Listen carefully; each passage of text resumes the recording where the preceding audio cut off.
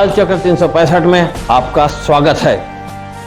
अब तक आपको हमने एक के बाद एक परत दर परत 3 ऐसे एपिसोड दिखाने का प्रयास किया है जिसमें खनिज माफियाओं के काले कृत्यों की पूरी काला चिट्ठा था।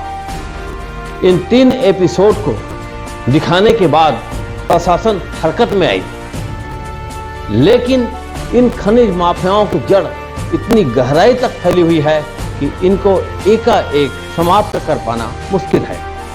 कारण इनके उच्च स्तर के आका जो राजनीति संरक्षण में बैठे हुए हैं और इनके पास कमाए हुए काले धनों की बेहिसाब पूंजी, इन दोनों की ताकत से इनकी सारी गतिविधियां दबकर रह जाती है। इनके हौसले इतने बुलंद हो चुके हैं कि एक सामान्य इंसान उनके खिलाफ बोल पाना मुश्किल होता है। प्रशासन जांच में आई, सक्रिय भी हो गई, लेकिन मुझे ये नहीं लगता कि इस समय भी इनकी पूरी तरह से निस्त नाबूद ये हो पाएंगे। मित्रों, हालांकि खनिज माफियाओं के गिरेबान तक पहुंचना आसान बात नहीं है, लेकिन हम आपको वादा करते हैं जब तक इनके खिलाफ कोई ठोस कठोर कार्रवाई नहीं होगा, हमारी कालचक्र की टीम इसके पीछे पड़ी रहेगी और अंतिम क्षण तक से हम लड़ते रहेंगे। हालांकि इस बीच में हमारे खिलाफ भी कई उल्टे सीधे प्रकरण बनाए जा सकते हैं, क्योंकि इनकी जड़ें बहुत मजबूत है। लेकिन सनद रहे, अगर ऐसा जरूरत पड़ता है कि खनिज माफियाओं का संरक्षण देने में कहीं आप लोगों का भी हाथ हो, तो हम आप तक आज नहीं तो कल कैमरा लेकर के पहुंचेंगे और आपको जवाब देना पड़ेगा। इस चौथे एपिसोड में ऐसे कृत्यों को हम उजागर करने जा रहे हैं जिसे देखकर सुनकर आप भी हैरान हो जाएंगे और आपको पता लग जाएगा कि किस प्रकार से ये प्रशासन की आंखों में धूल झोंक करके अपना निज स्वार्थ ये अपना रहे हैं। मनरेगा की तालाब, जी हां दोस्तों, एक छुट भैया नेता जो गांव के ही आसपास का रहने वाला है, उसकी हौसला इतनी बुलंद हो गई है कि मुख्य मार्ग से लगा हुआ मनरेगा के तालाब को ही अधिग्रहित करके वो अपना क्रेशर मशीन संचालित कर रहा है। और मजे की बात है, मुख्य मार्ग में होने के नाम से सारे आला अफसर, अधिकारी, राजनेता इसे जानते हैं, लेकिन जान करके भी क्यों चुप रहते हैं, ये बड़ी सवाल है। देखें हमारी ग्राउंड जीरो रिपोर्ट। अब तक आपने देखा रायपुर जिले के एक छोटे से गांव में धरती किस प्रकार से बेशकीमती खनिज संपदा उगल रही है, वहीं चंद इंसानियत के सौदागर ये खनिज माफिया किस कदर अंधाधुंध इन बेशकीमती खनिज संपदाओं को दोहन कर रहे हैं। इधर सरकार की आंखों में धूल झोंक कर एक ही पीठ पास में दर्जनों गाड़ियों की खुलेआम निकासी करने की मामला भी सामने आया। क्षेत्रवासियों का माने तो इन अवैध काली कमाई से बने ये धन कुबेर खनिज माफिया की पकड़ इतनी मजबूत हो चुकी है कि चाहे जो भी गुनाह करे, पैसे की दम एवं राजनीतिक आकाओं के संरक्षण में इनका कोई बाल बाका भी नहीं कर पाता। विश्वस्त सूत्रों से यह भी खबर लगा कि इन्हीं काले कारनामों को अंजाम देने के नाम से यहाँ के कोई बड़ा रुतबेदार खनिज माफिया उनके द्वारा अवैध बारूदी जखीरा रखने के अपराध में जेल की भी हवा उन्हें खानी पड़ी। बहरहाल मामला न्यायालय में लंबित बताया गया। इधर क्षेत्रवासी दहशत में जीवन जीते नजर आए, वहीं छोटे छोटे स्कूली बच्चे खौफ में पढ़ाई करते नजर आए। छोटे गांव के चारों ओर बड़ी बड़ी मौत का कुआं जो कभी भी पूरा गांव को निगल सकता है। हजारों एकड़ काश्तकारी जमीनें प्रदूषित होकर बंजर हो चली, जिसे हमने पिछले एपिसोड में दिखाने का दुस्साहस भी किया। यहाँ तक इन बातों को अवगत कराने जिला कलेक्ट्रेट एवं खनिज शाखा रायपुर तक भी मानव विनाशक घातक 10 बिंदुओं पर चर्चा किया। इधर चौथी एपिसोड में आपको ऐसा मामला दिखाने जा रहे हैं जिसे देखकर आप भी हैरान हो जाएंगे।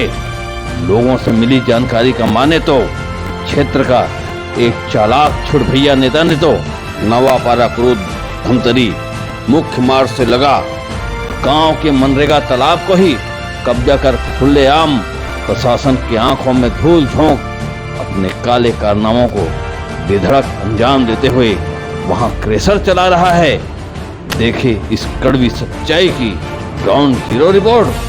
पूरी हमारी टीम यहाँ पे जर्रे जर्रे पे चप्पा चप्पा पे यहाँ पे अवैध जो खनन हो रहा है उसको हम ड्रोन शूटिंग से लेकर के पूरी यहाँ पे हर चीज को दिखाने की प्रयास कर रहे हैं जो अवैध रूप से यहाँ के काम चल रहा है।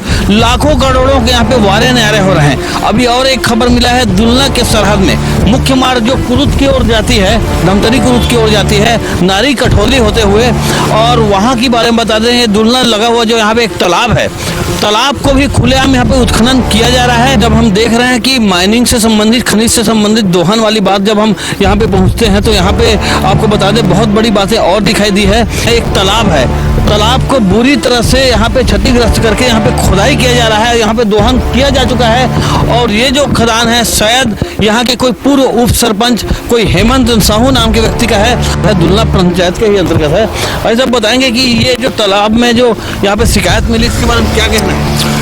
मुझे तो दिखाई देता है कि मनरेगा का तालाब है और इस मनरेगा का गांव में ग्रामीणों से जब बात किया तो बताया यहाँ का मनरेगा का काम पूर्ण रूप से बंद है और ये मनरेगा का तालाब है जिसपे ये क्रशर खदान वाले उस तालाब को पाट कर अपना आने जाने का रास्ता बनाए हुए हैं और बाकायदा इसको व्यावसायिक रूप में उपयोग में ला रहे हैं।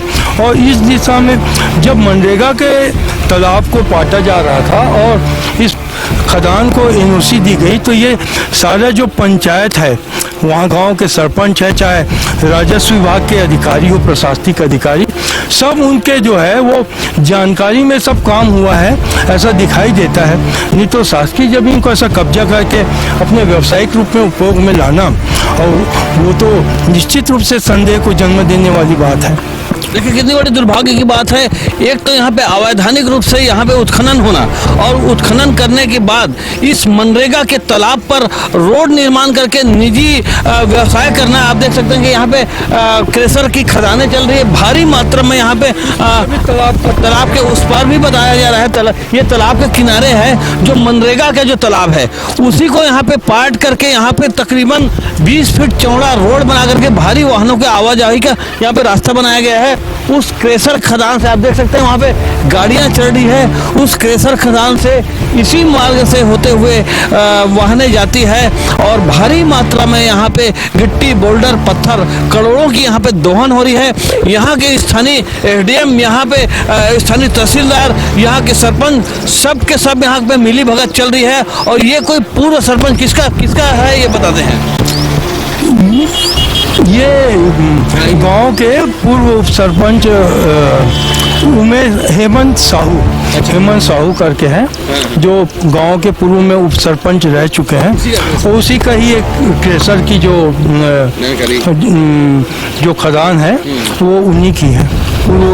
देखिए बताया जा रहा है पूर्व उप सरपंच जो कोई हेमंत साहू है उनका यहाँ पे बताया जा रहा है ये क्रेशर है। और ये जो स्थान बताया जा रहा है यहाँ के लोगों को अगर पूछे तो ये मनरेगा का स्थान है। मनरेगा के स्थान पर अवैधानिक रूप से यहाँ पे आप देख सकते हैं कि रोड का निर्माण हुआ है। दूसरा किनारा वो जो सामने में इस दूसरा किनारा दिखाई दे रहा है इस मनरेगा के तालाब का, आप देखिए स्पष्ट रूप से वो तालाब के ही मार्ग को अपना आने जाने का मार्ग बना के इस तालाब को पाट कर पूरा दोहन कर रहा है। और ग्रामीण गांव के लोग जो है वो कुछ बोलने की स्थिति नहीं है क्योंकि ये सब पंचायत के सरपंच का और ये सब आपस में ये जो व्यवसायी है उनका, ये सब आपस में मिली भगत का मामला दिखाई देता है यहाँ पे। ये तकरीबन कितने साल से चलते आ रहा होगा, ऐसा कुछ आइडिया है आपको? ये तो अभी संज्ञान में भी कुछ दिनों से आई है।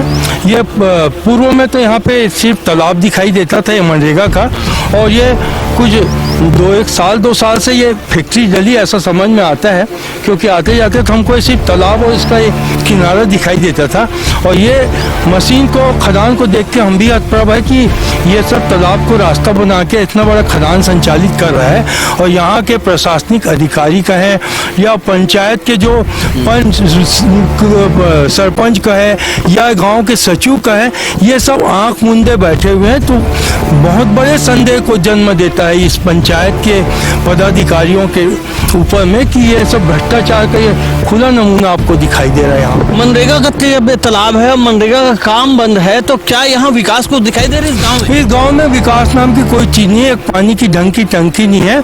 शासकीय खर्चों से जो पंचायत के द्वारा सड़क का निर्माण किया जा रहा है, उसमें जो वहाँ के 3 जो क्रशर की फैक्ट्रियाँ चला रहे हैं, वो लोग उस मार्ग में 10 चक्का, 12 चक्का, 14 चक्का बड़े बड़े हाईवा को 24 घंटे वहाँ से निकाल रहे हैं और उसको सड़क को उपयोग में ला रहे हैं, उसको हाल खस्ता हाल करके रखे हैं। बल्कि पंचायत को चाहिए कि उनके ऊपर एक्शन ले कि जो पंचायत के खर्चे से जो सड़क का निर्माण हुआ है उसको वो लोग व्यावसायिक उपयोग में लाते हैं, जो पूर्णतः गलत है। और इस बारे में भी पंचायत को उनसे संज्ञान में लेना चाहिए इस बात को। यानी कि पूरी तरह दोषी आप किसे मानते हैं? पूरी तरह दोषी यहाँ का ग्राम पंचायत है, यहाँ के जो लोकल के नेता है, लोकल के राजस्व के प्रशासनिक अधिकारी है, ये सब की मिलीभगत से ये सब काम हो सकता है। देखिए किस प्रकार से अंदर क्षेत्रों में अवैधानिक रूप से भारी तादाद में, भारी मात्रा में कैसे अवैधानिक उत्खनन किया जा रहा है। लाखों की नहीं करोड़ों की यहाँ पे रॉयल्टी चोरी हो रही है। प्रशासन मौन यहाँ पे देख रही है। यहाँ के कलेक्टर महोदय, यहाँ के एसडीएम साहब, यहाँ के तहसीलदार, किसी के द्वारा यहाँ पे संज्ञान नहीं लिया जा रहा है। बड़ी दुर्भाग्य की बात है।